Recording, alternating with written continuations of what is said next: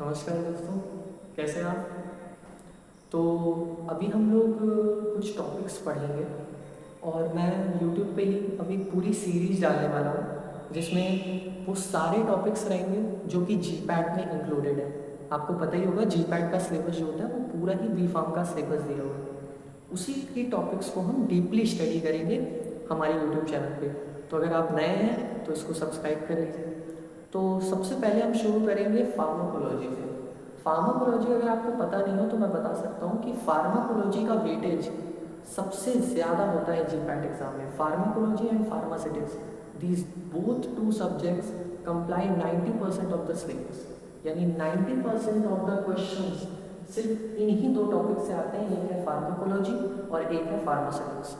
तो बिना ही time waste करते हुए कि और क्या प्रिपरेशन होती है, ये सब तो आपने बहुत जगह सुना होगा कि इतने कोर्स होते हैं, ऐसे क्वेश्चंस आते हैं, लेकिन अब हम सीधा फोकस करेंगे पढ़ाई पे और सबसे पहला टॉपिक लेंगे फार्माकोलॉजी का। तो चलिए शुरू करते हैं।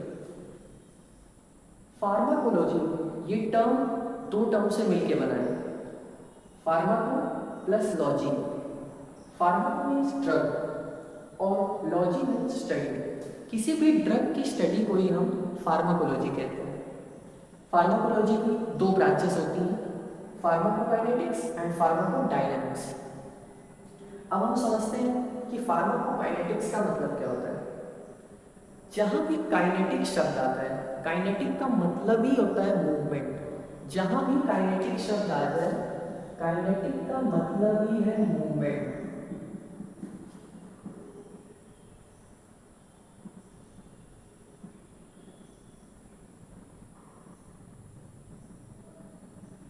काइनेटिक मीन्स मूवमेंट, यानी किसी भी चीज़ का मूवमेंट हो रहा है तो उसे हम काइनेटिक्स कहते हैं। और फार्माको मतलब ड्रग, और ड्रग की ही मूवमेंट को हम कहते हैं फार्माकोकाइनेटिक्स।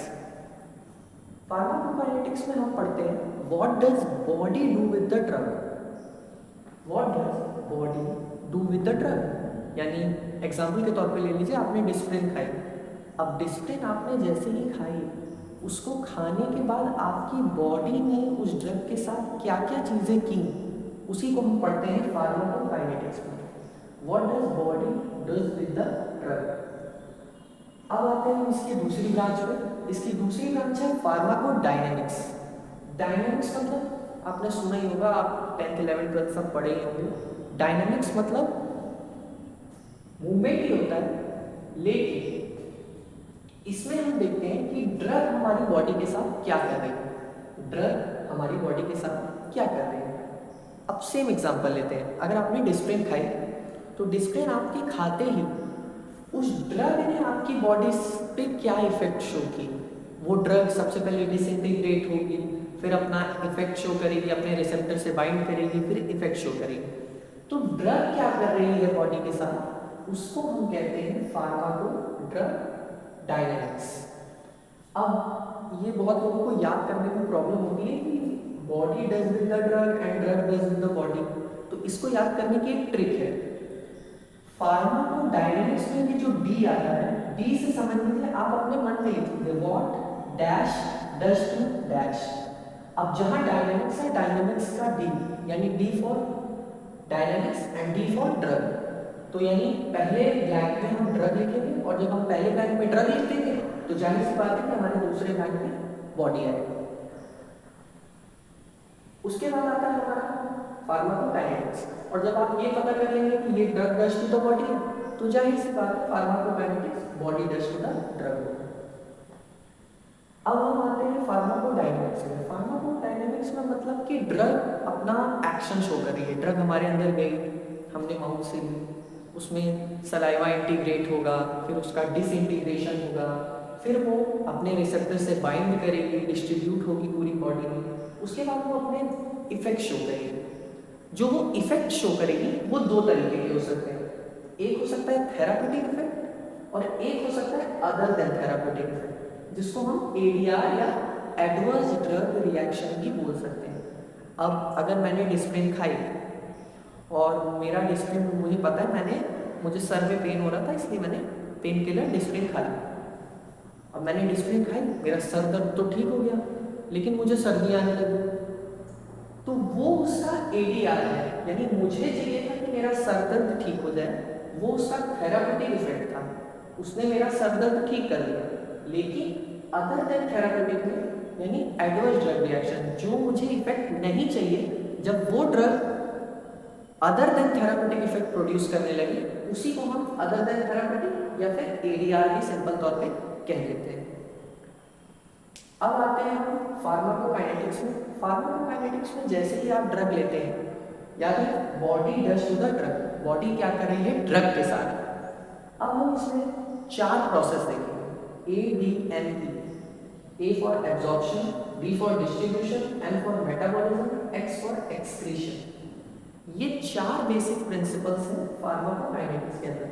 यानी जैसे ही आप ड्रग अपने मुंह में रखेंगे, सबसे पहले वो एब्जॉर्ब होगी, आपके टंग से एब्जॉर्ब होगी, आपके GIT के थ्रू स्टमक में जाएगी, वहाँ से वो ड्रग पहले एब्जॉर्ब होगी। उसके बाद क्या होगा, ड्रग जो है वो अलग अलग सेल्स, अलग अलग टिश्यूज में जाके डिस्ट्रीब्यूट होना शुरू होगी, हर एक पार्ट में जाएगी। ऐसा नहीं है कि हम कोई ड्रग लेते हैं, अगर मुझे यहाँ पे चोट है और मैंने यहाँ पे चोट के लिए किसी एक ड्रग को लिया, तो वो सिर्फ इसी पार्ट पे नहीं जाती, वो पूरे ही सर्कुलेशन में जाती है और वो डिजायर्ड जगह पे एक्शन शो करती है। यानी वो एक्शन अपना सिर्फ डिजायर्ड जगह पे शो करेगी, लेकिन वो जाएगी पूरी बॉडी को। उसी तरह होता है हमारा मेटाबॉलिज्म यानी सिंपली ब्रेक डाउन। अब हमारी ड्रग का यूज हो गया, अब हमें उसे तोड़ना है क्योंकि हमें उसे एक्सक्रीट आउट करना है। उसके बाद हमारा 4th प्रोसेस आता है जो होता है एक्सक्रीशन। एक्सक्रीशन मतलब move out from the body, यानी इसमें ड्रग जो है वो हमारी बॉडी से बाहर चली जाती है। अब हम देखते हैं इसमें ऑर्फन ड्रग्स। इसमें मैं मेन टॉपिक्स ही लेके चलूँगा क्योंकि जो बहुत रेगुलर टॉपिक्स और बहुत इजी टॉपिक्स होंगे वो आपको आपके इंस्टीट्यूट में भी कराए जाएंगे। ऑर्फन ड्रग्स ऐसी ड्रग्स होती हैं जिनको किसी रेयर डिजीज के ट्रीटमेंट के लिए यूज किया जाता है। ये याद रखना, किसी रेयर डिजीज के ट्रीटमेंट के लिए यूज किया जाता है ऑर्फन ड्रग्स को। अब रेयर डिजीज कैसे होगी? कुछ ऐसी रेयर डिजीजेज होती हैं जिसके लिए कंपनियां दवाएं नहीं बनाती।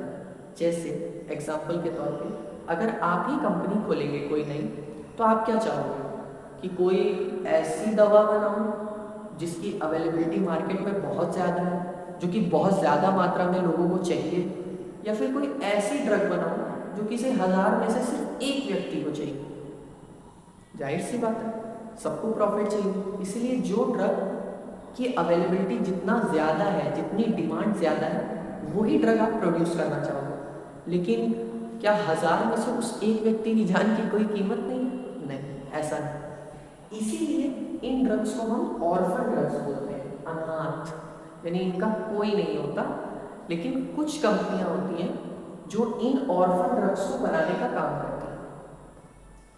जब वो इन ऑर्फन ड्रग्स को बनाती हैं, क्योंकि बहुत ही रेयर कंपनीज होती हैं, इन रेयर डिजीजेस की जो ड्रग्स बनती हैं, जो ऑर्फन ड्रग्स होती हैं, उसके आपको ऑल्टरनेटिव्स नहीं मिलेंगे बहुत। जैसे आज की डेट में अगर आप सर दर्द के लिए पैरासीटामोल ले लो, पैरासीटामोल नहीं है तो आप कैलपॉल ले सकते हो, कैलपॉल नहीं है तो आप डिस्प्रिन ले सकते हो।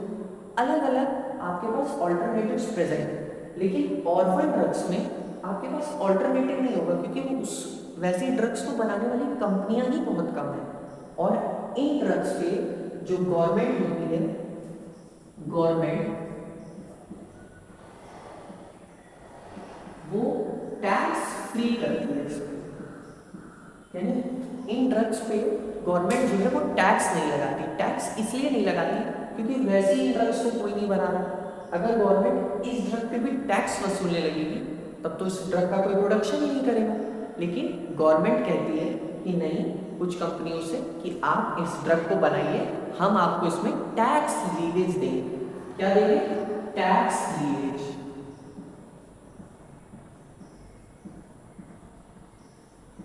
यानी टैक्स में छूट देंगे।